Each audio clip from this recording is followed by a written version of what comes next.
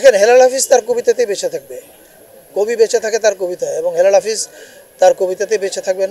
তবে হ্যাঁ, সংস্কৃতি মন্ত্রণালয় আমরা আমাদের কি কি দায়িত্ব আছে কবি হেলাল হাফিজকে নিয়ে কি কি করা যায়, কি কি করণীয় আছে, সেটা নিয়ে আমরা কাজ করব। এবং আমি নিশ্চিত আপনারা খুব দ্রুতই কিছু শুনবেন। ওনার অসমাপ্ত পাণ্ডুলিপি থাকলে বাংলা একাডেমি বের করবে।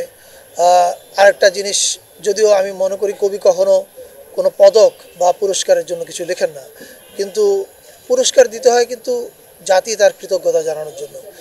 হেলাল হাফিজকে তো আমরা 21শে পদক বা স্বাধীনতা পদক কখনো দিইনি।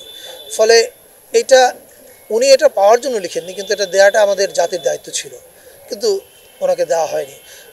ফলে এই জিনিসগুলোর ক্ষেত্রে আমাদের সংস্কৃতি মন্ত্রণালয়ে কী করার আছে আমরা সেটা দেখবো, এবং সেটা আমরা নিশ্চয়ই শুনতে পাবো। আমি যেটা বললাম যে কবি তো পুরস্কারের জন্য কিছু লেখেন না, কিন্তু পুরস্কার দিতে হয় জাতি তার কৃতজ্ঞতা জানানোর জন্য।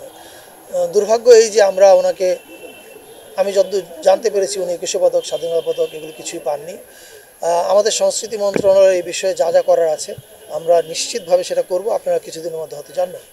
আপনি যেমন বললেন যে মরণোত্তর পদক দেওয়ার ব্যাপার আছে, আমি এখনই কিছু মানে ঘোষণা করার মতো ঘোষণা করতে চাই না, কিন্তু আপনারা নিশ্চয়ই আমাদের কাজের মধ্যে দিয়ে সেটা ছাপ দেবে। আমার ঠিক জানা নাই একটা জাতির শিয়া বাটার ও ভিটামিন ই সমৃদ্ধ lily glam beauty soap. Lily, always beautiful. শিল্প সংস্কৃতির ইতিহাসে এত ইম্প্যাক্ট আর কোনো কবি রাখতে পেরেছেন কিনা। উনি খুব বেশি কবিতা লিখেন নাই, মানে খুব বেশি বই বের হয় না ওনার, কিন্তু আপনি দেখেন তারুণ্য এবং যৌবনের গান বললেই হেলাল হাফিজের কথা মনে পড়ে। এটা ওনার অর্জন, কিন্তু উনি এর বাইরে অনেক রকমের কবিতা লিখেছেন। একাকিত্বের কবিতা লিখেছেন, প্রেমের কবিতা লিখেছেন, এবং এ বিষয়ে কোনো সন্দেহ নাই যে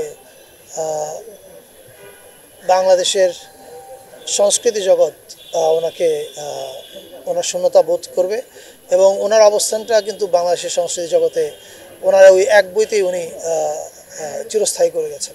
দেখেন, হেলাল হাফিজ তার কবিতাতেই বেঁচে থাকবে। কবি বেঁচে থাকে তার কবিতায়, এবং হেলাল হাফিজ তার কবিতাতেই বেঁচে থাকবেন। আপনি যেটা বলেছেন যে উনি একাকী জীবন কাটিয়েছেন, এটা শিল্পীর বেছে নেওয়া একটা জীবন। উনি এই জীবনেই স্বচ্ছন্দ বোধ করতেন। আমার মনে হয় না ওনার এই জীবন নিয়ে কোনো আক্ষেপ বা অভিযোগ ছিল, এটা আমি ঠিক জানি না। আর যদি বলেন যে আপনি যে ওনাকে বাঁচিয়ে রাখার জন্য মন্ত্রণালয় কী করবে, আমি মনে করি শিল্পী যখন শক্তিশালী হয় তখন ওনাকে বাঁচিয়ে রাখতে হয় না, ওনার কবিতায় ওনাকে বাঁচিয়ে রাখবে।